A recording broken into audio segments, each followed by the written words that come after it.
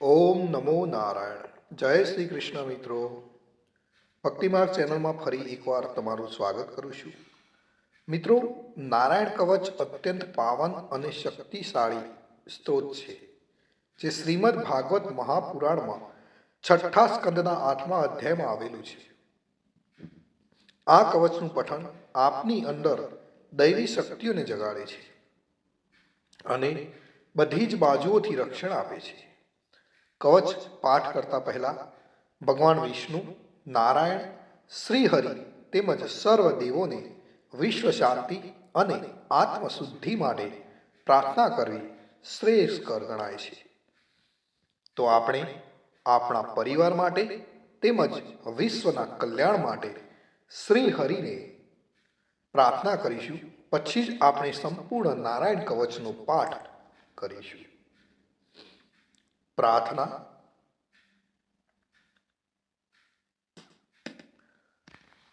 હે પર નારાયણ, અનંત અનાદિ વાસુદેવ, હે જગતના ત્રાતા, ધર્મના રક્ષક, આજે હું આપની શરણ આવી ભય મુક્તિ, શાંતિ અને શુદ્ધિ માટે હું મારા મન, વાણી અને કર્મથી આપની આરાધના કરું છું. હે દયાના સાગર, અમારી ભૂલ ચૂકોને માફ કરી અમારું રક્ષણ કરો. આજનો નારાયણ કવચનો આ પાઠ કેવળ મારા માટે નહીં, પણ સંસારના સર્વ જીવોના કલ્યાણ માટે, શાંતિ અને પરમ શ્રેય માટે હું કરું છું. હે હરિ, મારી આંતરિક અને બાહ્ય દુઃખોને નાશ કરો, મને સત્પથ પર ચલાવો અને મારું મન હંમેશા આપના ચરણોમાં અડગ રહે એવી કૃપા દ્રષ્ટિ કરો. ઓમ નમો નારાયણ. ઓમ નમો નારાયણ. તો મિત્રો, આપણે નારાયણ કવચનો આ સંપૂર્ણ પાઠ સાંભળીશું, તો જ એમાં જે કહેવામાં આવેલું ફળ કથન છે એ આપણે પ્રાપ્ત કરી શકીશું. તો મિત્રો, આપણે નારાયણ કવચ સાંભળતા પહેલા કોમેન્ટની અંદર જય શ્રી કૃષ્ણ લખીશું અને ત્યાર પછી આપણે સંપૂર્ણ નારાયણ કવચનો પાઠ સાંભળીશું. અને હા, સાંભળ્યા પછી આપણા જે પણ મિત્રો હોય એમને પણ જરૂરથી શેર કરીશું. તો ચાલો આપણે શરૂ કરીએ છીએ નારાયણ કવચ. જય શ્રી કૃષ્ણ મિત્રો. શ્રીમદ ભાગવતના છઠ્ઠા સ્કંદના 8મા અધ્યાયમાંથી શ્રી નારાયણ કવચ ત્વષ્ટા ઋષિના પુત્ર વિશ્વરૂપ ઇન્દ્રને કહે છે.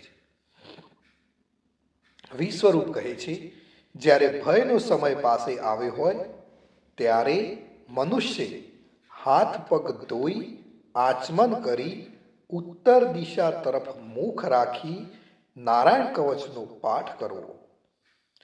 જ્યારે ભય આવે ત્યારે શ્રી નારાયણ રૂપ નામનું બખ્તર ધારણ કરવું. તો નારાયણ કવચનો પાઠ આ રીતે છે. ગરુડની પીઠ પર ચરણ કમર ધારણ કરનારા, 8 સિદ્ધિઓવાળા, 8 બાહુઓવાળા અને તે 8 બાહુઓ વિશે શંખ, ચક્ર, ઢાલ, ગદા, બાણ, ધનુષ તથા પાસને ધારણ કરનારા શ્રીહરિ મારી સર્વ પ્રકારે રક્ષા કરો. જળમાં મત્સ્ય અવતારધારી ભગવાન જલ તંતુઓથી તથા વરુણના પાસથી મારી રક્ષા કરો. માયાથી બટુક બનેલા વામનજી, સ્થળમાં મારી રક્ષા કરો. શ્રી વિશ્વરૂપ ત્રિવિક્રમ ભગવાન આકાશમાં મારી રક્ષા કરો. જેના અઠહાસ્યથી દિશાઓ ગાજી ઉઠી હતી અને ગર્ભિણીઓના ગર્ભ પડી ગયા હતા, તેવા નૃસિંહ ભગવાન દુર્ગ, વન અને યુદ્ધ ભૂમિમાં મારી રક્ષા કરો. પોતાની દાઢથી પાતાળમાંથી પૃથ્વીનો ઉદ્ધાર કરનાર ભગવાન યજ્ઞ મૂર્તિ વરાહ માર્ગમાં મારી રક્ષા કરો. પરશુરામ ભગવાન પર્વતોના શિખરોમાં મારી રક્ષા કરો.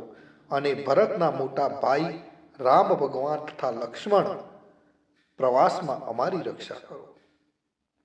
ઉગ્ર ધર્મ અને પ્રમાદથી નારાયણ ભગવાન મારી રક્ષા કરો. અને નિંદાથી નર ભગવાન ને યોગ ભ્રષ્ટ થતા યોગેશ્વર દત્તાત્રેય ભગવાન મારી રક્ષા કરો.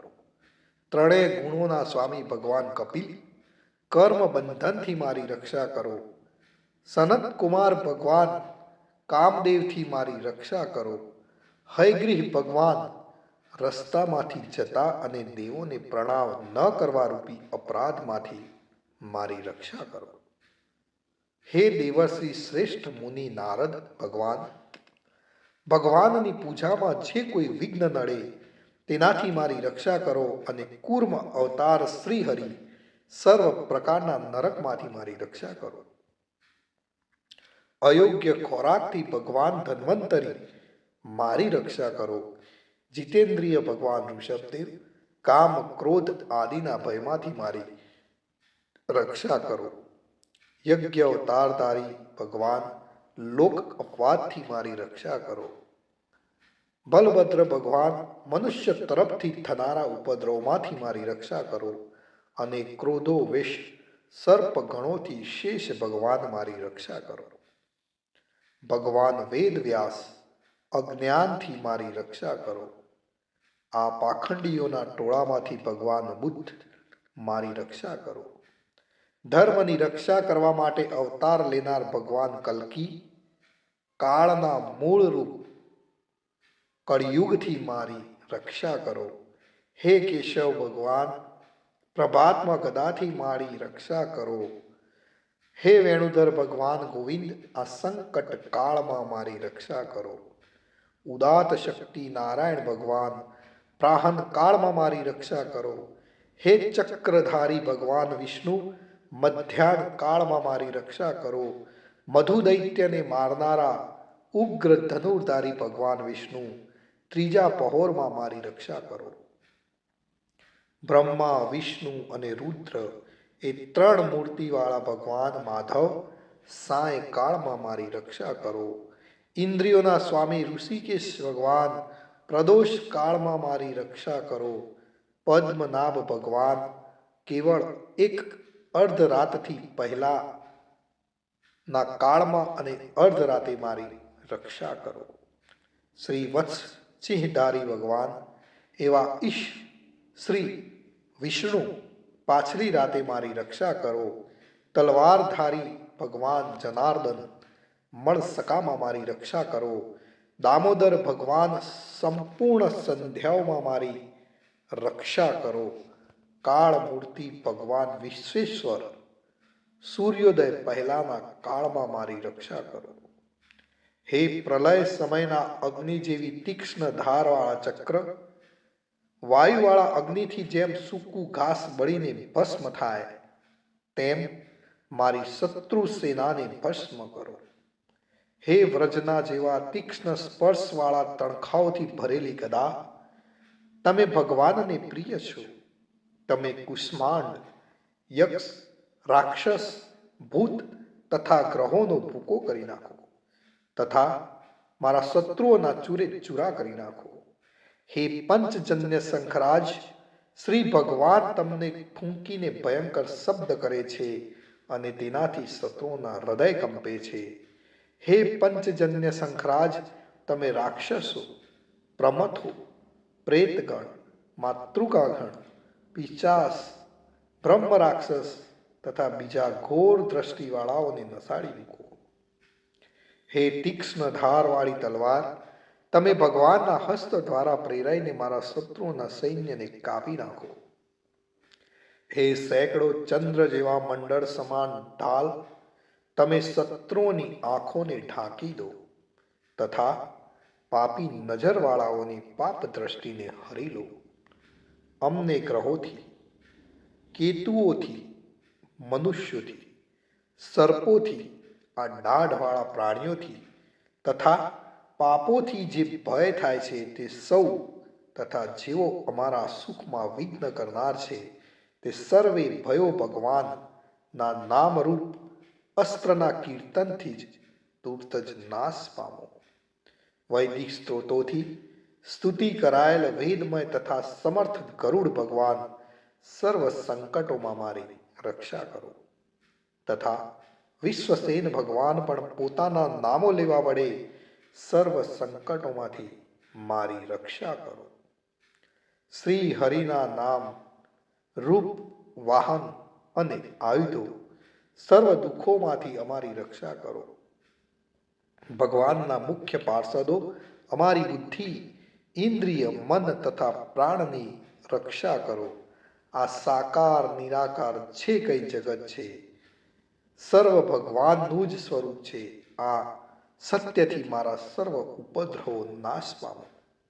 અભેદ દ્રષ્ટિવાળા મનુષ્યોને ભગવાન પોતે વેદ રહિત જોવામાં આવે છે તો પણ તે પોતાની માયાથી આભૂષણો, આયુધો તથા ચિહ્ન નામની શક્તિઓને ધારણ કરે છે. તે સત્ય પ્રમાણ વડે જ સર્વજ્ઞ તથા સર્વવ્યાપક ભગવાન શ્રી હરિ સર્વ પ્રકારના રૂપો વડે સર્વદા અમારી રક્ષા કરો. શ્રી નૃસિંહ નામના ઉચ્ચારણથી જ જળ, વાયુ, અગ્નિ આદિનો પ્રભાવ પોતાના તેજથી દૂર કર્યો છે એવા લોકના ભયને દૂર કરનાર ભગવાન નૃસિંહ સર્વત્ર ચારો તરફ મારી તથા મારા પરિવારની રક્ષા કરો. જો મિત્રો આપણે નિત્ય નારાયણ કવચનો પાઠ કરીએ છીએ તો આપણને શું ફળ મળે એના વિશે વિશ્વરૂપ કહે છે કે હે ઇન્દ્ર, આ નારાયણ કવચ તમારી આગળ કહ્યું જે ધારણ કરવાથી તમે શ્રમ વિના અસુરોના અધિપતિઓને જીતશો. આ નારાયણ કવચને ધારણ કરનારો મનુષ્ય નેત્રથી જેના તરફ જુએ અથવા તો પગ વડે જેને જેને અડકે તે તુરત જ બધા જ ભયોમાંથી છૂટે છે. આ નારાયણ કવચ ભણનાર પુરુષ કે સ્ત્રીને કોઈ દિવસ રાજાઓ તરફથી, ચોર તરફથી, ગ્રહો થકી, વ્યાઘ્ર આદિ તરફથી તથા બીજા કોઈ તરફથી ક્યારેય કોઈ પ્રકારનો ભય રહેતો નથી. તો મિત્રો, આ હતું આપણું રક્ષણ કરનારું નારાયણ કવચ. ભગવાન સર્વનું રક્ષણ કરે એ જ મારી પ્રાર્થના છે. તમે મિત્રો ચેનલ ઉપર નવા છો તો ચેનલને જરૂરથી સબસ્ક્રાઈબ કરજો અને તમે જો આ નારાયણ કવચનો પાઠ કર્યો છે તો કોમેન્ટની અંદર જય શ્રી કૃષ્ણ લખવાનું ભૂલશો નહીં. જય શ્રી કૃષ્ણ, જય શ્રી કૃષ્ણ, જય શ્રી કૃષ્ણ.